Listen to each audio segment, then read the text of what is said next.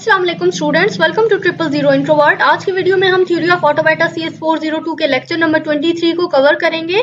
First topic में जी हमें example दी गई है, हमारे पास सीक्वेंशियल सर्किट है, ये इन्होंने सर्किट बना रखा है यहाँ पर, और हमें इस सर्किट की हेल्प से मजीद आगे डेटा जो है अपना कैलकुलेट करना है। ठीक है, तो पहले हम सर्किट को समझ लेते हैं। सर्किट में एक तो हमें इनपुट दी गई है, अब इनपुट से आउटपुट तक पहुंचने के यहाँ पर हमारे पास 3 से 4 रास्ते हैं। ठीक है, इसको समझें आप कि एक तो रास्ता ये है कि इनपुट हमारा डायरेक्ट चला जाएगा और गेट से होता हुआ आउटपुट की तरफ। अभी हम मजीद इन और गेट को, डिले को और नैंड गेट को भी समझेंगे। तो जी ये डायरेक्ट हमारा आउटपुट की तरफ आ गया। अब दूसरा रास्ता इसका ये है कि इनपुट के बाद जाएगा ये नैंड गेट की तरफ। अब नैंड गेट से आगे होता हुआ ए की वैल्यू को लेकर डिले करेगा ये। अब डिले आपको पता है थोड़ा वेट कराना, और फिर उसके बाद ये यहाँ से आएगा बी स्टेट की तरफ, और बी की वैल्यू लेने के बाद ये और गेट की तरफ आएगा, और यहाँ से इस पर और ऑपरेशन अप्लाई होने के बाद फिर ये हमें आउटपुट देगा। ठीक है, तो एक तो इसका ये रास्ता हो गया। इसके अलावा एक सर्किट और है जी, यहाँ से हम इनपुट लेंगे, इनपुट के बाद नैंड गेट की तरफ जाएगा, फिर यहाँ से ये ए की वैल्यू को लेता हुआ फिर से एंड गेट की तरफ, और यहाँ से ये घूम कर आएगा नैंड गेट की तरफ, और फिर से ये हमें यहाँ से देगा जी आउटपुट। ठीक है, तो एक हमारे पास ये रास्ता हो गया। इसके अलावा जो हमारा एक और सर्किट है वो इस तरीके से बनेगा कि इनपुट, उसके बाद नैंड गेट, ठीक है, ए की वैल्यू लेते हुए डिले, फिर बी की तरफ, यहाँ से बी की वैल्यू को लेते हुए जाएगा जी ये एंड गेट की तरफ, और फिर से यहाँ से नैंड गेट पर, और ये यहाँ से फिर से ए और बी की वैल्यू को लेते हुए यहाँ से आ जाएगी इसकी आउटपुट। ठीक है, तो ये है जी हमारा ओवरऑल सीक्वेंशियल सर्किट।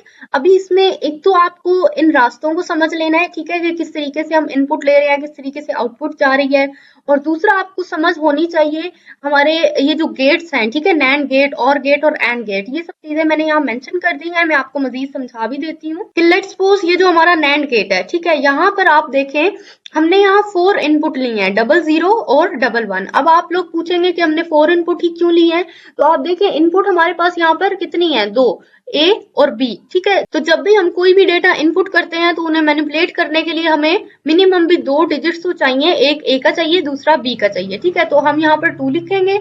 अब क्योंकि हमारी 2 ही इनपुट हैं, ठीक है, और यहाँ पर हम लैंग्वेज भी बाइनरी यूज कर रहे हैं, 0 एंड 1 2 ही डिजिट्स थे हमारे पास, तो यहाँ पर हम 2 की पावर में भी ऊपर 2 ही लिख देंगे। ठीक है, तो 2 रेज़ पावर 2 आपको पता है जी, इसको कैलकुलेटर पर भी आप कर सकते हैं। इसका आंसर आएगा आपके पास 4। तो टोटल आपके पास जो नंबर ऑफ इनपुट होनी चाहिए वो 4 होनी चाहिए। तो इसी रीजन को देखते हुए हमने यहाँ पर 4 इनपुट ली। ठीक है, इक्वल इक्वल कर देंगे, 2 मरतबा 0 करेंगे और 2 ही मरतबा 1 करेंगे हम। अच्छा, अब उसके बाद जब हम b की वैल्यू लिखेंगे तो हमने ये जो a की वैल्यू की थी हम इसको हाफ कर देंगे। हाफ अब इसको किस तरीके से करेंगे, यहाँ पर 2 मरतबा 0 था, यहाँ पर 1 मरतबा 0, फिर 1 मरतबा 1, फिर 1 मरतबा 0, फिर 1 मरतबा 1। ठीक है, तो इस तरीके से जी हमने a की भी वैल्यू लिख ली और b की भी वैल्यू लिख ली। अब जी हम इन वैल्यूज पर एंड ऑपरेशन अप्लाई करेंगे। तो एंड ऑपरेशन को हम जाहिर करते हैं डॉट से। अब 0 एंड 0, ठीक है, यानी जब दोनों ही हमारी इनपुट 0 होंगी तो आउटपुट भी हमारे पास 0 आ जाएगी। अब एंड ऑपरेशन में ये है जी कि जब दोनों हमारी इनपुट होती है 1, सिर्फ तभी हमारी आउटपुट आती है 1। ठीक है, उसके अलावा अगर हमारी इनपुट एक तरफ 1 हो जाए, दूसरी तरफ 0 हो जाए, तो इसकी आउटपुट भी हमारी 0 हो जाएगी। सेम केस यहाँ पर है कि हमारी एक इनपुट 0 है, एक इनपुट 1 है, तो हमारी आउटपुट 0 ही होगी। ठीक है, तो इस तरीके से जी हमने एंड ऑपरेशन को समझा। अब आप जरा इनकी जो मेन वैल्यूज हैं इन्हें अपने माइंड में रखिएगा, ये भी हम आगे भी यूज करेंगे। उसके बाद जी हमारे पास है और ऑपरेशन। और ऑपरेशन में भी सेम प्रोसीजर है कि हमने पहले ए की वैल्यूज निकाली, फिर हमने बी की वैल्यूज देख ली। ठीक है, 0 0 1 और 0 1 0 1 इस तरीके से। अब सॉरी, यहाँ पर ये गलती से डॉट लगा है, ठीक है, इसको हम जाहिर करते हैं प्लस के सिंबल से, तो ए प्लस बी लिखेंगे आप। तो उसके बाद यहाँ पर 0 एंड 0, ये जो हमारी दोनों इनपुट हैं दोनों 0 हैं, तो हमारी आउटपुट भी क्या आएगी, 0। अब और ऑपरेशन में क्या होता है कि अगर हमारी इनपुट में से कोई एक भी इनपुट 1 हो जाए तो हमारी आउटपुट भी 1 हो जाती है। ठीक है, जिस तरह यहाँ पर 0, यहाँ पर 1, तो यहाँ पर हम इसकी आउटपुट में लिखेंगे 1। सेम केस यहाँ पर भी है, और इसी तरह लास्ट स्टेट भी देखिए, हमारे पास दोनों अगर 1 है तो आउटपुट तो हमारी 1 ही आएगी। ये हो गया जी हमारा और ऑपरेशन। इसके बाद जी नैंड ऑपरेशन। अब नैंड ऑपरेशन को समझने से पहले आप इस एन को समझ लें। ठीक है, ये नैंड ऑपरेशन एक टाइप का नॉट ऑपरेशन और ये जो एंड ऑपरेशन हमने पढ़ा था ये इसका कॉम्बिनेशन है। ठीक है, तो N फॉर नॉट, नॉट होता है ऑपोजिट कर देना, यानी अगर तो हमारे पास 1 है तो हम उसको 0 कर देंगे, और अगर हमारे पास 0 है तो हम उसको 1 कर देंगे, ठीक है। तो एंड ऑपरेशन में हमने क्या किया था, सेम ये चीज, ये वाला जो टेबल आप इसको उठाकर यहाँ पर लिख लें। उसके बाद जो नॉट ऑपरेशन का मैंने आपको समझाया, इसमें हम वैल्यूज को रिवर्स कर देते हैं, ठीक है। तो रिवर्स इसको अब हम करेंगे, यानी जहां पर हमारा 0 है उसको हमने कर दिया 1, तो 0 था, यहाँ पर भी 1, फिर 0, फिर 1। अब यहाँ पर जहां हमारा 1 है तो हम इसको कर देंगे 0, ठीक है। तो इस तरीके से हमने नैंड की वैल्यूज को फाइंड किया, और एंड की भी हमारी वैल्यूज फाइंड आउट हो गई। तो ये मोस्ट इंपॉर्टेंट चीज है स्टूडेंट्स, इसको जरूर समझ लीजिएगा ध्यान से। अब यहाँ पर जी सेम चीजें बताई गई है नैंड ऑपरेशन के बारे में जो हमने अभी पढ़ा, डिले के बारे में हमने पढ़ा, ठीक है, कि कुछ टाइम का वेट करवाता है, और के बारे में और एंड के बारे में भी हम लोग पढ़ चुके। अच्छा, उसके बाद आपको इन्हें समझ लेना है वैल्यूज को, कि क्यू नॉट पे इन्होंने हमें बोला है कि वैल्यू हमारी होगी 0 0, Q1 पर 0 1, ये एक टाइप की सेम है जो कि हमने एंड और ऑपरेटर में पढ़ी। ये देखें, 2 मरतबा 0, 2 मरतबा 1, फिर उसके बाद हमने इसको हाफ कर दिया, 1 मरतबा 0, 1 मरतबा 1, फिर से 1 मरतबा 0 और 1 मरतबा 1, ठीक है। तो ये इस तरीके से हमारी ये जो लेफ्ट वाली वैल्यू है ये सब ए की वैल्यू हो गई, और ये जो राइट वाली वैल्यूज है ये सब हमारी बी की वैल्यूज हो गई, ठीक है। अब ये हमारे 4 डिफरेंट कॉम्बिनेशंस बने हैं, तो इसको हमने अलग अलग नाम दे दिया, Q0 का, Q1, Q2 और Q3 का, ठीक है। तो इस तरीके से हमने इनके नाम रख लिए हैं। अब यहाँ पर जी हमें कुछ फॉर्मूलाज गिवन है, ठीक है, कि ये जो हमारा न्यू बी है ये हमारे ओल्ड ए के इक्वल होता है, ठीक है। यानी यहाँ से ये जो सर्किट है ना, ये इसकी बात हो रही है कि ये जो हमारा न्यू बी है, यहाँ पर ये जो बी है, ये जो हमारा ओल्ड ए था, ये पुराने वाला ए, ये इसके इक्वल होगा। कि इसके अलावा ये जो हमारा न्यू ए है, ठीक है, जो ए हमारे पास न्यू आ रहा है, तो वो हमारा इनपुट को लेते हुए, ये देखें, ये हमारा न्यू ए की अगर बात करें तो हमारा ए यहाँ से इनपुट को लेते हुए नैंड गेट की तरफ आएगा, ठीक है, नैंड गेट इस्तेमाल कर रहा है। इसके अलावा ये आगे आकर यहाँ से एक तो ओल्ड ए को पिक कर रहा है, ठीक है, उसके बाद ये यहाँ से बी को पिक कर रहा है और एंड ऑपरेशन को इस्तेमाल कर रहा है, ठीक है। यहाँ से हमारे पास ओल्ड ए को लिया इसने, फिर बी को लिया, और दरमियान में है जी इनके एंड ऑपरेशन, ठीक है। तो ये इन्होंने एक टाइप का फॉर्मूला लिखा है। अच्छा, उसके बाद इन्होंने आउटपुट को बताया है कि आउटपुट में क्या कुछ आ रहा है, तो आउटपुट में इनपुट का और ओल्ड बी का और ऑपरेशन आ रहा है, ठीक है। ये यहाँ से आप देखें, ये रही जी आउटपुट, ठीक है। तो ये इनपुट का और ओल्ड बी, ठीक है, ये जो हमारा ओल्ड बी था यहाँ पर इसका, ये इन दोनों का यहाँ से और ऑपरेशन ले रहे हैं। तो इसको देखते हुए हमने इस फॉर्मूला को बनाया है।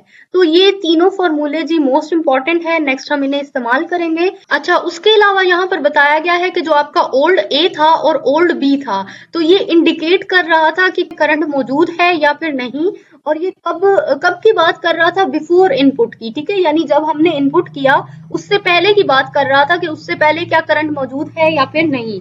और इसके अलावा ये जो बता रहे हैं कि न्यू ए है और न्यू बी है, ठीक है, वो भी सेम काम कर रहा है कि करंट के प्रेजेंस होने का या फिर उसके एब्सेंट होने का बता रहा है, लेकिन वो आफ्टर रीडिंग है। तो इन दोनों पॉइंट्स को भी समझिएगा, और ये जो फॉर्मूलाज हैं ये आपके पेपर पॉइंट ऑफ व्यू से काफी ज्यादा इंपॉर्टेंट है। अब जी नेक्स्ट स्टूडेंट्स, यहाँ पर हमें एक टेबल दिया गया है, ठीक है, जहां पर हमें सब ओल्ड स्टेट्स बताई गई हैं, Q0, Q1, Q2 और Q3, ठीक है। ये सब सेम स्टेट्स हैं जो कि हमें यहाँ पीछे गिवन थी, ये वाली, ठीक है। ये सब स्टेट्स जो हैं ओवरऑल ये इन्होंने यहाँ पर हमें टेबल में दे दी हैं, ठीक है। उसके बाद अब हमें इन्होंने दो तरीके से बताया है, अगर हम 0 को इनपुट करेंगे तो क्या कुछ आएगा, ये अभी मैं आपको कैलकुलेट करना सिखाती हूँ। उसके अलावा दूसरी चीज हमने फाइंड करनी है कि अगर हमारी इनपुट 1 होगी तो तब क्या कुछ आएगा, ठीक है। अब हम ये जो हम फॉर्मूलाज पढ़ के आए हैं ये वाले, ठीक है, इन फॉर्मूलाज को इस्तेमाल करते हुए हम इस टेबल को कंप्लीट करेंगे। तो जी पहले तो आप इस आउटपुट को देख लें, ठीक है, कि हमारी आउटपुट किस तरीके से आएगी। तो आउटपुट के लिए जी हमें ये फॉर्मूला दिया गया है, ये वाला, ठीक है। तो इस फॉर्मूला को इस्तेमाल करते हुए हम अपनी आउटपुट यहाँ पर फाइंड कर सकते हैं। अब यहाँ पर मैंने ये छोटा सा लिख दिया है, इसके अलावा मैं आपको जूम करके दिखा देती हूँ इसको, और आपकी आसानी के लिए आउटपुट का फॉर्मूला यहाँ पर मैंने आपके सामने मेंशन कर दिया है। अब आउटपुट में आपको क्या चीजें चाहिए, एक तो इनपुट चाहिए, इस पर और ऑपरेशन अप्लाई करेंगे, और आपको चाहिए ओल्ड बी, ठीक है। तो इनपुट में आप देखें, अभी यहाँ पर हमने इनपुट में दिया है 0, यहाँ पर मैंने लिख दिया था आपके लिए। उसके अलावा हमें चाहिए था ओल्ड बी, तो ओल्ड बी हम पीछे पढ़ चुके हैं कि ये वाली जो पूरी लाइन है क्यू के साथ वाली, ठीक है, जो राइट साइड पे होगी, तो ये सब हमारी बी की वैल्यूज हैं। तो अभी हमें ओल्ड बी चाहिए था, ओल्ड बी है ये, तो इसकी भी वैल्यू हो गई 0। ठीक है, तो 0 हमने यहाँ पर अपने माइंड में भी आप इसको विजुलाइज कर सकते हैं। अब इन दोनों पर आप और ऑपरेशन अप्लाई करेंगे। ठीक है, तो और ऑपरेशन के बारे में भी हमने पीछे पढ़ा, जब हमारी दोनों ही वैल्यू 0 होती है तो हमारी आउटपुट भी आती है 0। ठीक है, तो इस तरीके से यहाँ पर हमारी आउटपुट आ गई 0। सेम काम फिर से करेंगे हम कि अगर हमारी इनपुट है 0, ठीक है, आप तीनों में देखें, यहाँ तीनों में हमारे पास इनपुट है 0। फिर उसके बाद हमने ओल्ड बी की वैल्यू पुट करनी है, ये फॉर्मूला है हमारा। तो यहाँ से हम ओल्ड बी की वैल्यू 1 पुट करेंगे, ये आ गया 1। यहाँ से हम ओल्ड बी की वैल्यू 0 पुट करेंगे, ये आ गया 0। उसके बाद यहाँ से 1। ठीक है, तो ये आ गई 1। तो ये इधर तीनों में हमने ओल्ड बी की वैल्यूज पुट की और ये भी हमने ओल्ड बी की ही वैल्यू पुट। अब हम इसके दरमियान में और ऑपरेशन अप्लाई करेंगे, 0 और 1। तो हमने पढ़ा था कि अगर हमारी कोई एक भी इनपुट हमारी 1 हो जाती है तो हमारी आउटपुट भी 1 आएगी। तो यहाँ पर हमने आउटपुट 1 लिखा। अब सेम काम देखें, दोनों 0 हुई तो आउटपुट हमारी 0। अब यहाँ पर देखें 0 और 1, तो आउटपुट भी हमारी 1, क्योंकि यहाँ पे हमारी एक इनपुट 1 थी। ठीक है, तो इस तरीके से जी हमने ये पूरा आउटपुट वाला जो हमारा कॉलम था ये सब हमने फाइंड कर लिया। सेम काम हम यहाँ पर भी करेंगे इसी फॉर्मूला को यूज करते हुए। अब यहाँ पर हम इनपुट की जगह लिख लेंगे 1, क्योंकि यहाँ पर हमने इनपुट दी है 1, और आउटपुट की जगह हम लिखेंगे ओल्ड बी। ओल्ड बी की वैल्यू सेम है। ठीक है, ये वाली वैल्यूज जो है हमारी ओल्ड बी की हैं। और फिर अब देखें, इनपुट तो क्योंकि सभी में 1 थी हमारी, ठीक है, दरमियान में फॉर्मूला के अकॉर्डिंग लगाया हमने और ऑपरेशन। ठीक है, ये देखें चारों में हमने और ऑपरेशन लगाया। अब हम उसके बाद ओल्ड बी की वैल्यू लिखेंगे, 0 1 0 1, ये थी वैल्यू।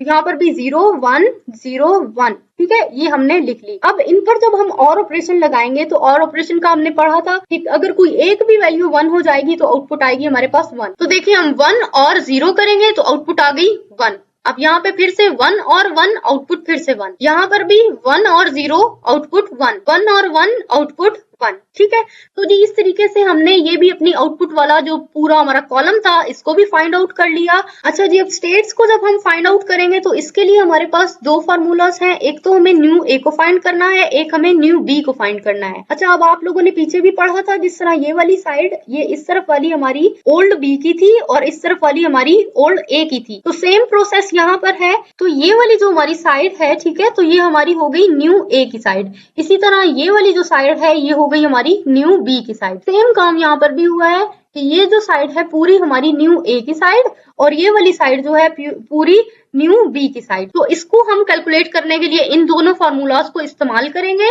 तो पहले हम न्यू ए को समझ लेते हैं। अब न्यू ए में हमें क्या कुछ चाहिए, एक तो हमें इनपुट चाहिए। ठीक है, तो अगर हम इस वाली स्टेट को फाइंड आउट कर रहे हैं इन सबको, ठीक है, तो इनपुट में सभी है हमारे पास 0। फिर उसके बाद दरमियान में हमें नैंड ऑपरेशन को इस्तेमाल करना है और अब हमें चाहिए जी ओल्ड ए की वैल्यू। तो ओल्ड ए की वैल्यू आप देखें यहाँ पर है जी 0। ठीक है, ये आ गया हमारा ओल्ड ए। उसके बाद दरमियान में एंड ऑपरेशन यूज करेंगे। दूसरी हमें चाहिए ओल्ड बी की वैल्यू। ओल्ड बी की वैल्यू ये रही, तो यहाँ से हम ओल्ड बी की वैल्यू भी यहाँ से 0 पुट कर दें। तो अब इन्हें हम कैलकुलेट करते हैं। अब कैलकुलेट में हम करेंगे old A and old B. तो एंड ऑपरेशन में हमने पढ़ा था जब दोनों 0 होते हैं तो आउटपुट भी हमारे पास आती है 0। अब हमें ये फाइंड करना है। ठीक है, एक तो इनपुट 0 और दूसरा दरमियान में नैंड ऑपरेशन और यहाँ पे 0। अब 0 और 0 का जो नैंड ऑपरेशन था, एक काम करते हैं स्टूडेंट्स, मैं आपके सामने यहाँ टेबल मेंशन कर देती हूँ। तो जी ये हमने आपके सामने यहाँ टेबल्स मेंशन कर दिए। ठीक है, अब हमें 0 और 0 का एंड ऑपरेशन लेना है। तो 0 और 0 का जब हम एंड ऑपरेशन लेंगे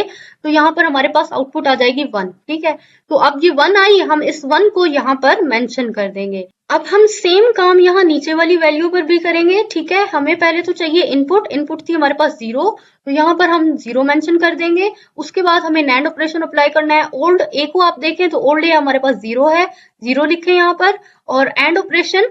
ठीक है, उसके बाद हमें ओल्ड बी देखना है, तो ओल्ड बी हमारे पास है जी 1। ठीक है, 0 और 1 का हम एंड ऑपरेशन लेंगे, तो ये रहा जी 0 और 1, तो ये आ जाएगा हमारे पास 0। यहाँ पर अब हम 0 लिख देते हैं। तो 0 और 0 का नैंड ऑपरेशन, ठीक है, 0 और 0 का नैंड ऑपरेशन आएगा 1। ठीक है, तो सेम हम यहाँ वैल्यू लिख देंगे 1 की। ये 1 आ गया हमारे पास। ठीक है जी, अब उसके बाद इसको भी देख लें। सेम प्रोसीजर इस पर भी अप्लाई करना है कि इनपुट देखें 0। ठीक है, 0 लिख लें यहाँ पर। ओल्ड ए हमारे पास ये 1 वैल्यू, ठीक है, 1 लिखेंगे। ओल्ड बी हमारे पास 0, 0 लिख लें यहाँ पे। ओल्ड ए और ओल्ड बी का एंड ऑपरेशन ले, तो 1 और 0 का जी आप देख सकते हैं 0 आएगा हमारे पास। तो अब यहाँ पर जी 0 हम लिख लेते हैं। तो 0 और 0 का NAND ऑपरेशन फिर से हमारे पास 1 आया, तो यहाँ पर हमने लिख लिया 1। ठीक है, इस तरीके से आ गया हमारे पास 1। तो सेम काम नेक्स्ट रो पर भी जी, इसको देख लेते हैं अब हम। तो इनपुट हमारे पास थी जी 0, ठीक है, और ओल्ड ए है जी हमारे पास 1 और ओल्ड बी भी हमारे पास 1 है। ठीक है, यहाँ पर भी 1 लगाएं और यहाँ पर भी 1 लगाएं।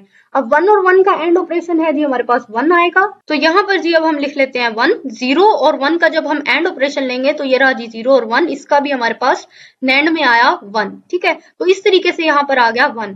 अब बाकी भी जी स्टूडेंट सेम प्रोसीजर है। अब आपको ये वाली जो वैल्यूज हैं, ठीक है, ए वाली न्यू ए की वैल्यूज, तो आपको इस फॉर्मूला को इस्तेमाल करते हुए इन वैल्यूज को खुद से फाइंड आउट करना है। ठीक है, अब मैं आपको सिखा देती हूँ कि ये वाली जो हमारी वैल्यूज हैं न्यू बी की जो वैल्यूज हैं, इन्हें किस तरीके से फाइंड आउट करना है। तो यहाँ पे फॉर्मूला में मेंशन है कि जो हमारा न्यू बी था ये हमारा ओल्ड ए के इक्वल होगा। तो ओल्ड ए आप देखें, हमने पढ़ा था कि ये सब वैल्यूज जो है हमारी ये ओल्ड ए की हैं, तो ये सब ही हम उठाकर यहाँ लिख देंगे 0 0 1 1। ठीक है, ये रहा 0 0 और 1 1। ठीक है, इस तरीके से ये यहाँ आ गई। यहाँ पर भी सेम प्रोसीजर हुआ है कि हमारी जो ओल्ड ए की वैल्यूज हैं वो भी हम यहाँ पर लिखेंगे 0 0 और 1 1। ठीक है, तो इस तरीके से जी हमने ये सब वैल्यूज भी फाइंड आउट कर ली। अच्छा, अब उसके बाद आप एक और चीज नोटिस करें, यहाँ पर बन गया हमारे पास 1 0। तो 1 0 हमारा यहाँ पर मेंशन था जो कि Q2 के इक्वल था। ठीक है, तो इसको हमने यहाँ से इक्वल कर दिया Q2 के। ठीक है, अब सेम काम यहाँ पर हुआ है। 1 0 भी हमारा ये भी सेम ही चीज है, और 1 1 हमारा था जी Q3 के इक्वल, तो यहाँ पर भी हमने इसको Q3 के इक्वल कर दिया। और यहाँ पर भी बिल्कुल सेम चीज है, आप इसको यहाँ से देख लीजिएगा। तो स्टूडेंट्स, इस तरीके से हमने इन फॉर्मूलाज को इस्तेमाल करते हुए अपना कंप्लीट टेबल जो है क्रिएट कर लिया है। इसके अलावा अगर आपका कोई क्वेश्चन हुआ तो तब भी आप हमसे कमेंट सेक्शन में या फिर इनबॉक्स आकर पूछ सकते हैं। उसके बाद जी नेक्स्ट हमें यहाँ पर एक ट्रांजिशन डायग्राम गिवन है। ठीक है, और हमें यहाँ पर एक स्ट्रिंग दी गई है। अब ये भी सेम काम किया है जो कि हमने पिछले लेक्चर्स में किया था। हमने इस स्ट्रिंग को पास कराना है इस ट्रांजिशन डायग्राम से। ठीक है, इस स्ट्रिंग से पास कराने के बाद हमने इसकी आउटपुट को फाइंड आउट करना है। तो ये बिल्कुल सेम और इजी काम है कि यहाँ पर आप देखें, पहले जब हम 0 को पास कराएंगे, ये रही हमारी इनिशियल स्टेट। ठीक है, 0 को अभी हमने पास कराना है, तो 0 को पास कराने के बाद Q0 स्टेट आ जाएगी, आउटपुट में हमारे पास आएगा 0। ठीक है, तो यहाँ पर Q0 स्टेट से हम चले, 0 पास कराया, Q2 स्टेट पर पहुंचे और आउटपुट मैंने बोली आपको आई 0। ठीक है, ये वाला 0 हम यहाँ पर लिखेंगे। उसके बाद अब हमें उसके बाद डबल 1 पास कराना है। ठीक है, तो यहाँ से जब हम 1 पास कराएंगे तो 1 पास करने के बाद Q3 स्टेट पर आ गए, यहाँ पर Q3 लिखा।